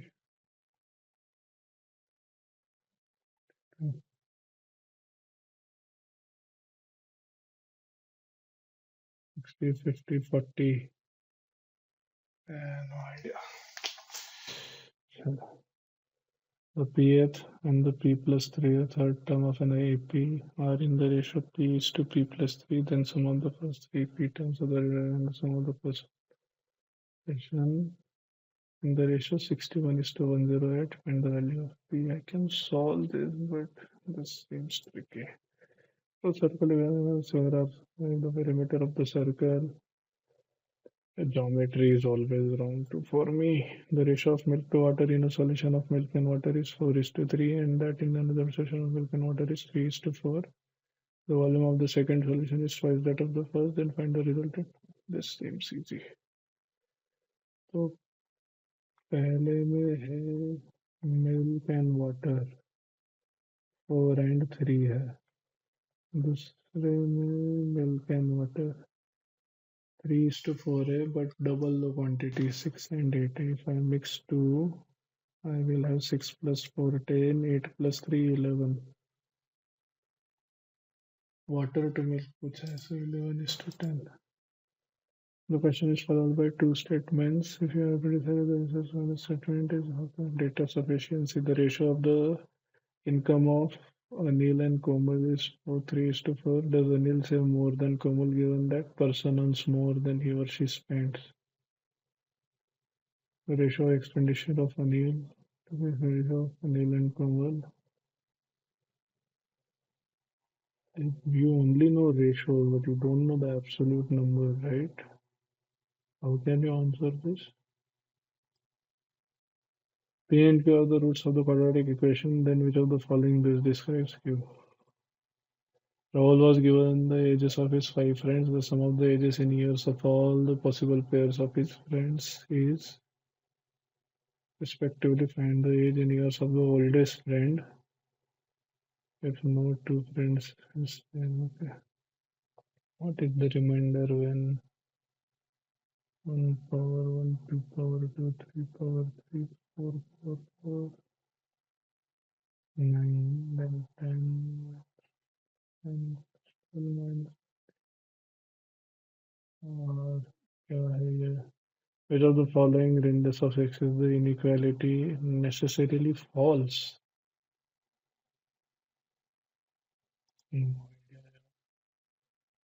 QRST and QRS and T are 4 points on the circle respective to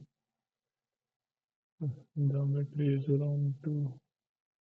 If the equation x minus k whole square plus 5 plus k whole square is going to represent circle with center O, and if the following is appropriate representation of the graph, is it drawn to scale? Geometry. There are very tabs that can fill a certain tank. If the tabs are numbered 1, 2, 3, and so on, any tab number n greater than you can fill the tank in n square minus 1 minutes. Well, the first tab does not work at all. If t is the shortest time in which the tank can be filled, then all the tabs from the second tab onwards are open simultaneously. No idea, yeah. If mod x plus y is 25 and x plus mod y minus y is 50, then what is the value of mod x plus mod y? This is basically you assume x is positive, x negative, and y positive, y negative, like that. If 27 power x plus 27 power x minus 1 is 252, then find the value of 3x. 27, so 3 to 3 ka power closer to 252, 243 plus 9, no? 243 plus 9, yeah, 243 plus 9. So basically, this is 243 and this is 9. 27 power x is 243. 27 power x is 243. This is 3 power 3x and this is 3 power 5. So x is 5 by 3. Find the value of 3x power x. 3 into 5 by 3 power 5 by 3. So that's 5 power 5 by 3. 5 by 3 क्या होता है? 5 by 3 is 1, 2 by 3 basically. So 5 into 5 square is 25 and the cube root of that. 5 into 25 cube root. 5 into 25 cube root, yeah. The following table gives a certain values of 6 and the corresponding values of y. The following function fits the data.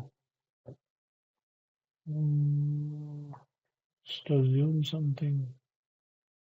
I can see 4, 4 everywhere. So assume x is 4, y must be 1 by 2. 4 minus 4, 0, 0, minus 1. 2 power minus 1 is 1 by 2. So A is fine. B is also fine. C will give me 2. D will give me 2. So C and D cannot be the answer. Answer has to be between A and B. Let me assume, let's say 5. So this is minus 1 plus 1 is minus 1. Minus 1 minus 1 is minus 2. So 1 by 4. So A is fine. B, this is 1. This is 1. 1 minus 1, 0. So this value is 1. This value is 1 by 4. Here I need 1 by 4. So A. Here C has the equation y is equal to x in bracket 2x plus 5. Straight line L has the equation y is equal to 7x plus 12. The points of intersection of C, L are PQ, then the triangle formed by the origin PQ is necessarily. Let us be A1, 2, A2, A3.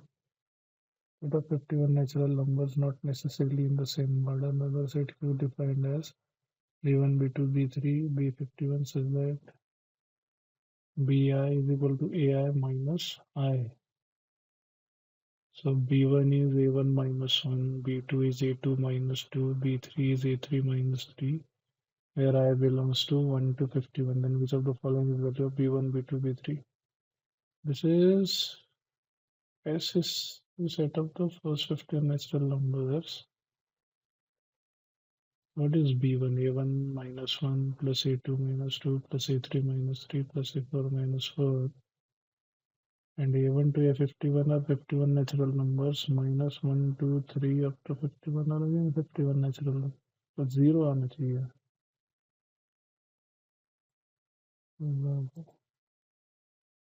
Let X is the set of first 15 natural numbers. How many subsets of X have exactly two numbers A and B such that A and B are co-primes? तो counting करना पड़ेगा. There are n plus 1 workers in a group. The first worker starts a job. The ith worker where R2 is between I is between 2 and n percent in the previous workers or workers after 2 power I minus 2x days by this has to be skipped. If the LCM and GCD of A and B are x and y respectively, the LCM of 2A and B is 2x and that of 2A and 3B is also 2x. Which of the following statements is uh, A, B, C, D are distinct positive integers, then A plus C, B plus D, C plus B, D is always let P denote the set of 55 natural numbers 1 to 55. QA is a subset of P such that arithmetic mean of any three elements of Q is at least equal to 55 by 3. 55 by 3, that means the sum of those numbers, the sum of the three numbers is 55. The maximum number of elements in any such subset P is by पता नहीं क्या है. To row a certain distance upstream, Mandira takes 24 minutes, while to row the same distance downstream, she takes only 6 minutes. How much time would she take to row the same distance in still water? It seems like doable. 24 minutes upstream. So basically distance D upstream का speed of boat minus speed of water, that takes 24 minutes, and then distance speed of boat plus speed of water, that takes only 6 minutes. If I divide these two equations, d gets cancelled, 6 4 are 24. So SB plus SW is equal to 4SB minus 4SW. So 3 times speed of boat is 5 times speed of river. How much time would it take to row the same distance in still water? So basically I need distance upon speed of boat. I know distance upon speed of boat plus speed of river is 6. And I can write speed of water as 3 by 5 SB. 3 by 5 plus 1. 8 by 5 SB is 6. What is D upon SB? 6 into 8 by 5. 48 by 5. That an option? 48 by 5 is 48 to the 96. 9.6. Okay. So how many did I solve? 1, 2, 3, 4, 5, and 6. Let me mark this. For the 6 I have solved 12 minutes. Now let me go back. This is a typically tough question to prepare. Arithmetic privilege are in the ratio P and P plus 3. Pth term, what is Pth term? A plus P minus 1 into D. And then P plus third term, A plus P plus 3 minus 1 is P plus 2D. They are in the ratio P upon P plus 3. The sum of the first three P terms, okay? तो कैसे solve करो अभी? A P plus 3A plus P minus 1 P minus 3 is, अरे ये तो quadratic equation जा रहा है. dP square plus 3 minus 1 is basically plus 2 PD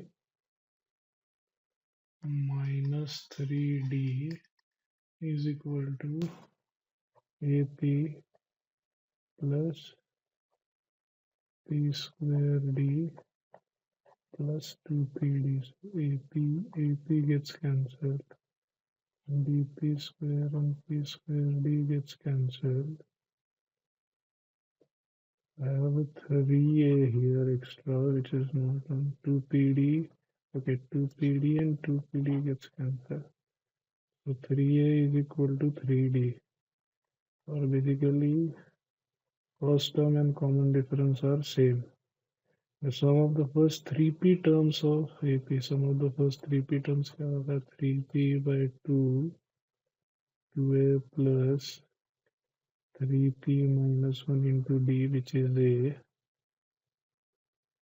and sum of the first 4p terms, 4p by 2, 2a plus 4p minus 1 into a is 61 by 108. 2 2 गया, p गया, 2a, so 3 in bracket, 2a minus a is a plus 3pa, so this divided by 4 in bracket, 2a minus a is again a, 4pa, so a I can cancel throughout, 61 by 108, so 3, okay, this basically is 27, so I get what, 27 into 3 is 81, in bracket 1 plus 3p equal to 61 in bracket 1 plus 4p. 81, 61 difference is 20.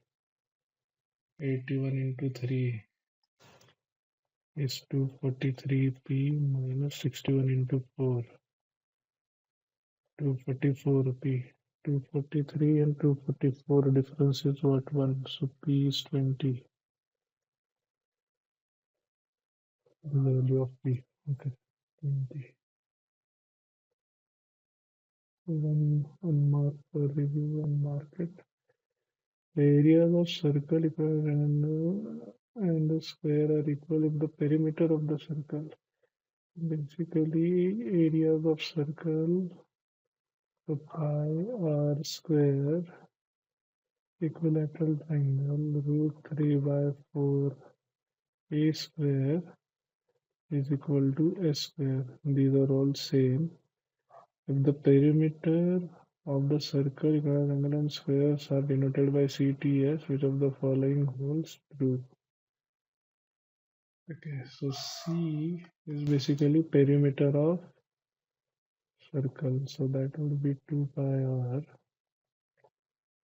E is perimeter of triangle, which is 3a, and S would be the perimeter of square, that would be 4s. So based on these, so if I equate it with k, so what is the value of r? 2 pi. What is the value of r? Root k by root pi. Correct? This is 2 root pi root k. 3a का क्या value रहेगा? 3, and what is the value of a? 2 root k divided by 3 power 1 by 4. So 3 power 1 by 3 power 3 by 4. So 2 into 3 power 3 by 4 into root k. And then 4s will be 4, s will be root k. So this is 4 times root k. This root pi, so if I actually see, so if I just remove 2 from everywhere, so this is root pi into 2 and root k if I take common. So differentiating factor is root pi. Here it is 3 power 3 by 4 and here it is 2. So S for sure is the highest. Now between C and T, 3 power 3 by 4, 3 power 3 क्या होता है 27. So 27 power 1 by 4 and pi power 1 by 2. If I multiply the powers by 4, you get 27 and you get 3.14 square, which ultimately would be not more than 10. So 27 is more, which means T is more than C. S, T, C, that has to be the sequence. S has to be the highest.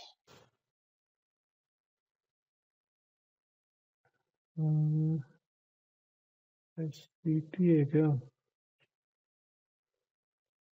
These are the following rules true. S has to be the highest. S has to be the highest.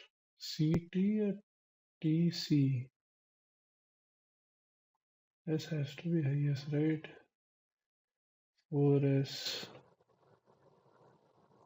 4 root K, 4 root K. I need to differentiate between 2 root pi and 3 power 3 by 4. S has to be highest. Spelling mistake है क्या? Or P and Q are the roots of the equation. These are the following which differs Q.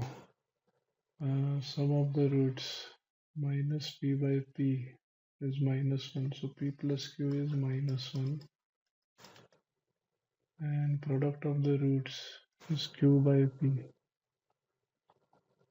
is P into Q. Q गया.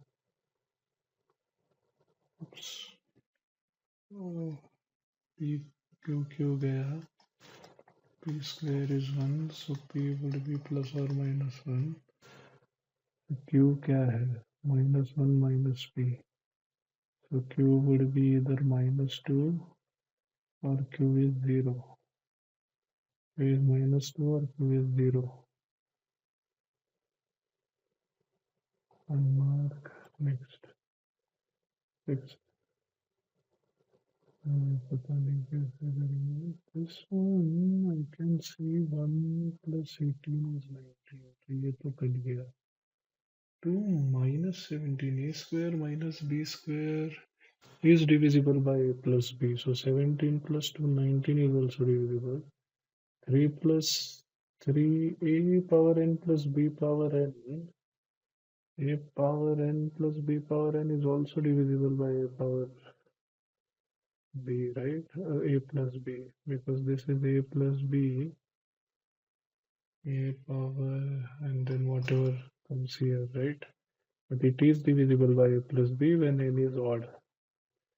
So here 3 and 16 n is odd, is divisible by 19. 4 and 15 A minus A square minus B square. So every term is divisible by, every pair of term is divisible by 19.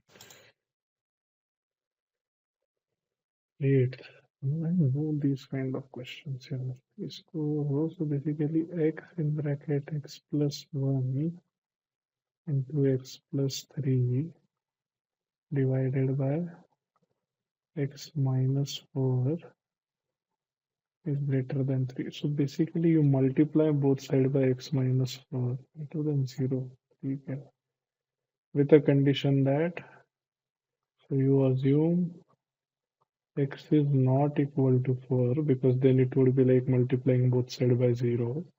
So if you multiply both sides by x minus 4, you have x into x plus 1 into x plus 3 into x minus 4. And you want this necessarily false. So you want this to be less than or equal to 0.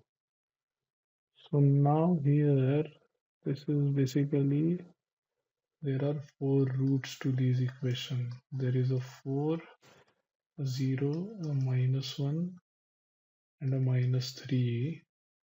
And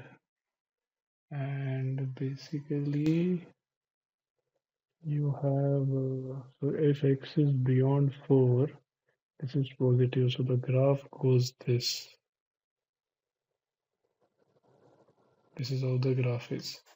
And I want this to be negative, so it is between -1 and 3 and between 0 and 4, both inclusive because it's less than or equal to -1 and -3, yes. -1 and -1 and -1. What does that mean? X greater than 4, x greater than 4 is positive. -3 to 4, no. So A. How do you पता ही नहीं क्या है? Ninth, this is equation of circle, that's true, and it is 9, so the radius has to be 3. And ये क्या होता है? K comma minus K has to be the center, no? X minus h whole square plus y minus k whole square is equal to r square. Then h comma k becomes the center of the circle. So in this case, it is 3 comma minus 3. So the center is 3 comma minus 3, which is fourth quadrant, no? ये हो गया ना? ये नहीं होगा, ये नहीं होगा, ये होगा fourth quadrant.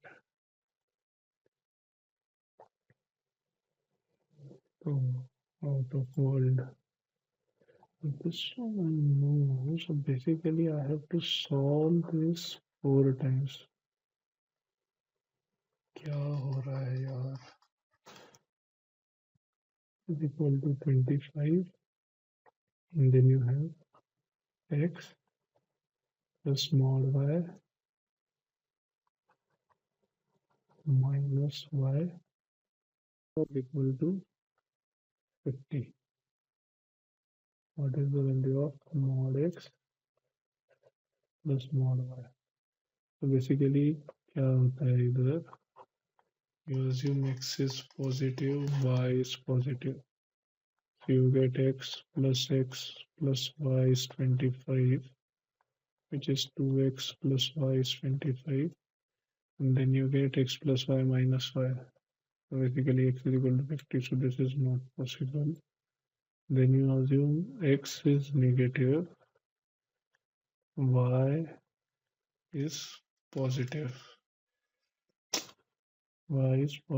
x is negative है, minus x plus x cancel, so y 25 हो जाएगा, y positive है, so this is fine. And if y is 25, x becomes 50, but x we have assumed negative, so this doesn't work. Then you assume x is positive, y is negative. That means 2x plus y is 50. X positive, y is negative. That means x minus 2y is 50. So if I multiply the second equation by 2, first equation as it is, if I multiply second equation by 2, I get 2x minus 4y equal to 100. And if I add these, if I have to subtract these, y minus of minus 4y is 5y, 50 minus 100 is minus 50. So y becomes minus 10, which is in line with the original assumption. So this is fine. And if y is minus 10, x plus 20, x becomes x plus 20 is 50, so x becomes 30. And then you take the last condition, x less than 0, y less than 0. That means y becomes 25 in first case, which is wrong. So minus 10 plus 30, x plus y is 40. There's the option in here. Cannot be determined here. What is the value of mod x? X positive, y negative. Mod x plus y is 25. X plus mod y minus y is 50. Or this must be a very poor performance. Mod x plus y.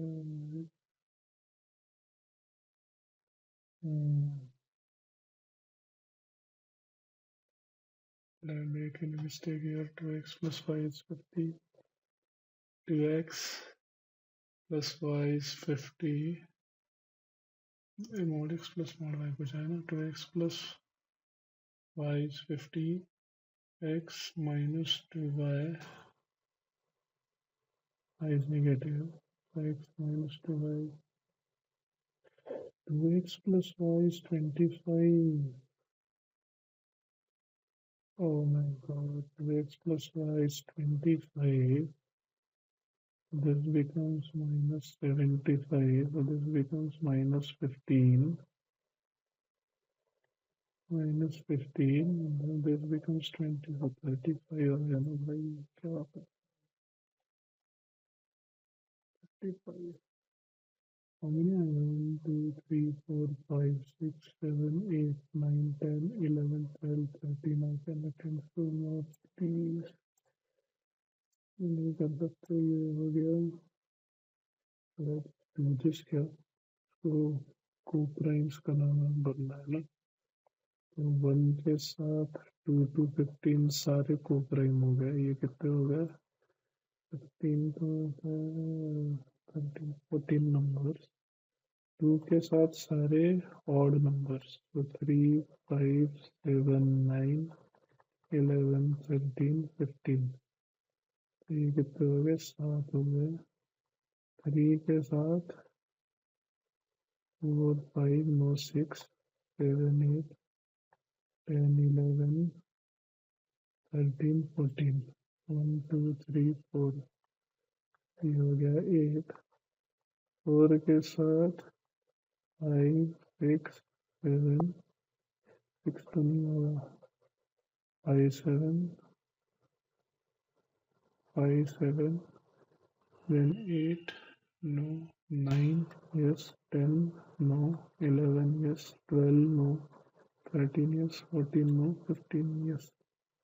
2 3 4 5 6. ये हो गए 6. फिर 5 के साथ 6 होगा, 7 8 9 11 12 13 14. ये हो गए 8.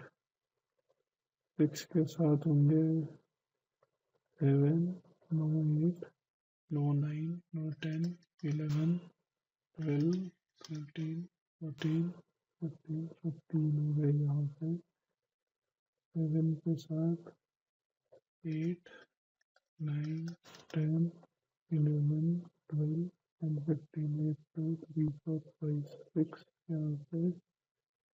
8 के साथ 9 9 10 11 12 नहीं, 13 14 नहीं, 15. ये हो गए 4. 9 के साथ you will have 11, sorry 10 11 no 12 13 14. Another 4. Then 10 के साथ 11 no 12 13 14. ये हो गए 3. 11 के साथ होगा 12 13 14.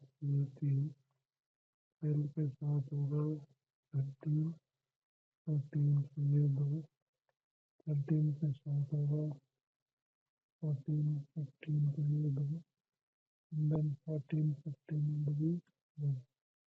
No, 14 plus 7 is 21 plus 8 29 6 35 plus 8 43 plus 3 46 plus 6 52 plus 8 60 60 plus 6 66 plus 4 70 plus 1 71. I have no idea, but anyway 18. This is out of world. 19 पता नहीं, इसको कर लेते हैं. AC PD, then AC plus PD. A plus C, B plus D, and then AC plus BD. And this is divided by what? ABCD. So let's explain. होगा AB plus AD plus CB plus CD in bracket AC plus BD divided by ABCD.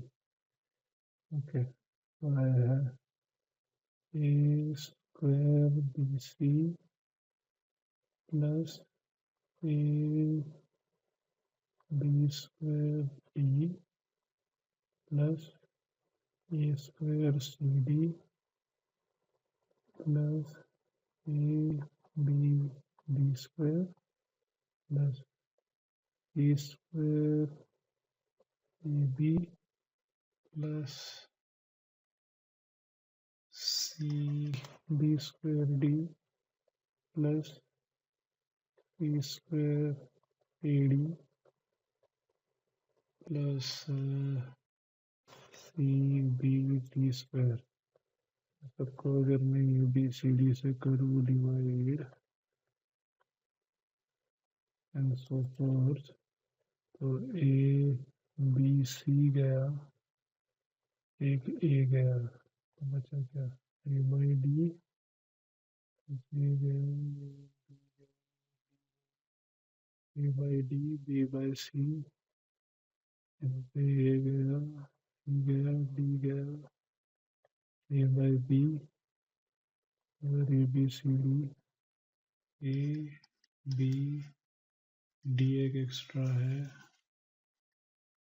So D by C होगा यहाँ पे C extra है और D नहीं है, तो D नीचे, यहाँ पे B एक्स्ट्रा है तो A नीचे, यहाँ पे C एक्स्ट्रा है D नीचे, then here D is extra, A by D, D by A, B by C, C by B, A by B, B by A, and D by C, C by D. All of these are distinct positive real numbers. Positive real numbers मतलब AMG inequality I can apply. If I apply AMGM inequality in the product, how many terms are there? 1, 2, 3, 4, 5, 6, 7, 8. Greater than or equal to 8th root of 1 is divided by 8. And then if I add in the numerator क्या आएगा? A by D plus D by A, B by C plus C by B. Basically यही आएगा. Whatever is asked, let me call it X. So X is greater than or equal to 8. Greater than 8. D1 पता नहीं, D2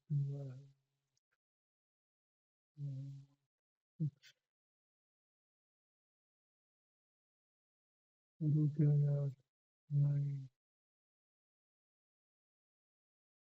नहीं होगा, ये दिखता है.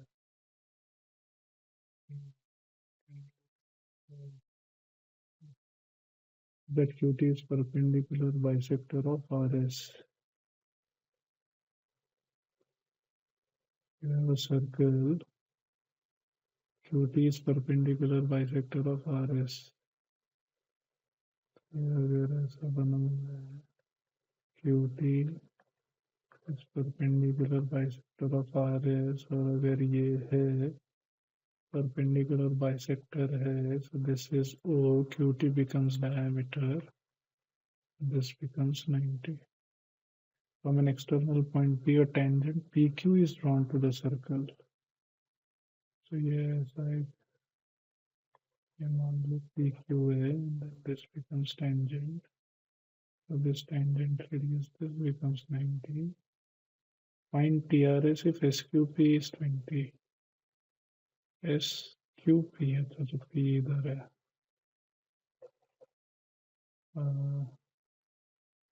SQP is 20. If this is 20, this must be 70. So this must be 20, and then this is 90. Now what have they asked? Find TRS. This angle is what they are asking for.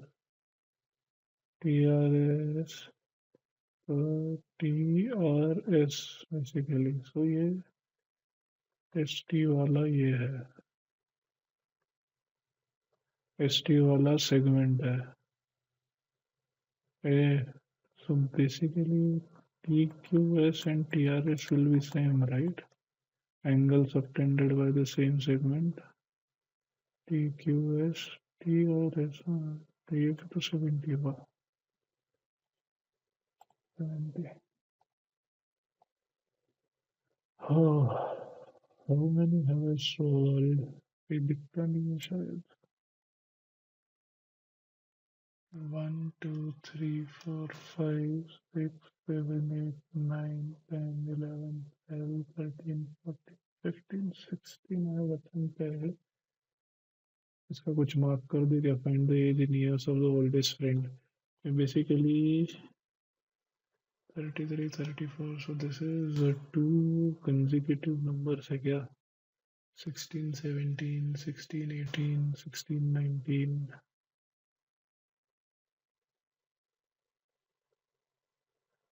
क्या करूँ? 19 कर दूँ? Oldest friend. Let me take some calculated guess. 11. इसका तो पता नहीं क्या है यार. That is the shortest time in which. What should I even mark? I don't know. 20,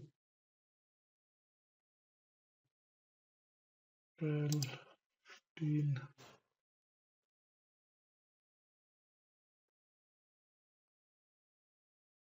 पता नहीं क्या है. 18. And then and is what number of workers है क्या? 7, 494, 40,000 बेच है. 494 मतलब कितना? 8-9 वर्कर तो होंगे. 10 mark. Oh, let's see. 124. Okay, not bad. Not bad. I'll have to check. 124 is a fairly good score, considering the mock was really tough, especially the cons. It really made me run for the money. So I got 49 here, 32 here, 43 here. I'll basically have to check. You have scored 129 for correct, 5 are wrong, which resulted in negative. Okay, let me see where can I see compared sections maybe. Yeah, but okay, let me to see the solution. Okay, which one did I go wrong? 10. This passage was little problematic. Oh, this one. I was confused between A and D, but 2143 completely unrelated. That's the reason I generally don't solve these. 1432. Oh, 41 and 14. Okay, but I guess one I got lucky. This one I got wrong. Oh, documentaries and short film. They are saying it's incorrect.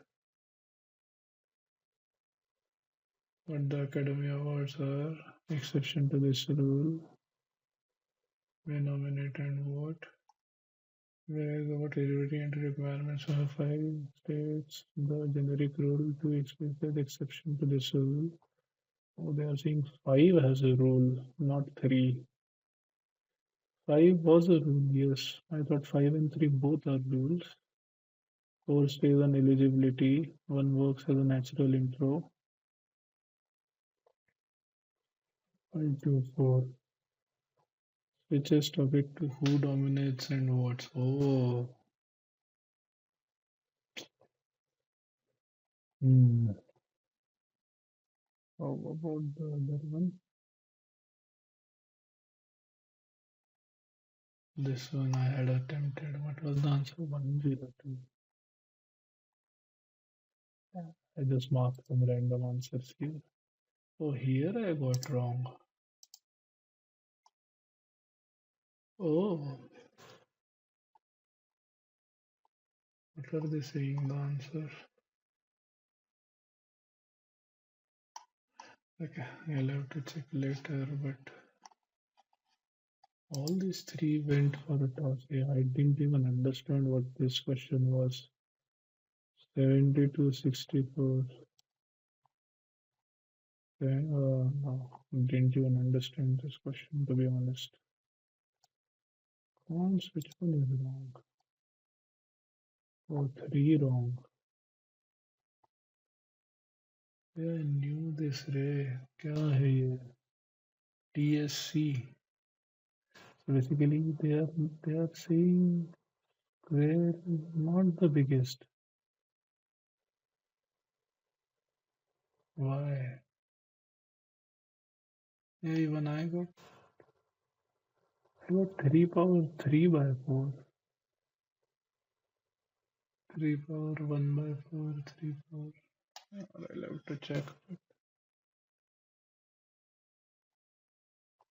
This I should have had been careful. The same question can be used using one of the statements. We don't know the absolute values, do we? Anyway, 1920 shit close. This one, oh, I was very close. I just randomly marked. Correct answer was 11. Yes, that means that another random answer got correct. Who knows that? 21, this one I had marked. Which one was that? Oh, this one. This was a lucky guess, I guess. 20. Oh my god. That is such a nasty solution. Okay, so yeah, this was the attempt, everyone. Uh, the score is 124. Uh, Decent score, if you ask me. Definitely a score that would fetch me 99 percentile in CAD, but looking back, I guess I could have attempted better in DILR. Those three questions that I lost marks in the end. Uh, I guess I should have been more careful in reading the question. Maybe under time pressure or so. I just couldn't understand what that question was. But anyway, yeah, this is the attempt, everyone. Thanks so much for watching till the very end. And if you wish to enroll into this test series, uh, please click the link given in the description. We are running a special discount, so do not click here. You can go to the other pricing plan and you can go for a discounted offer, which we are offering till 6th September. But yes, uh, if we see rough traction, we might extend it. So do let us know in the comment if you're needing the extension of this offer.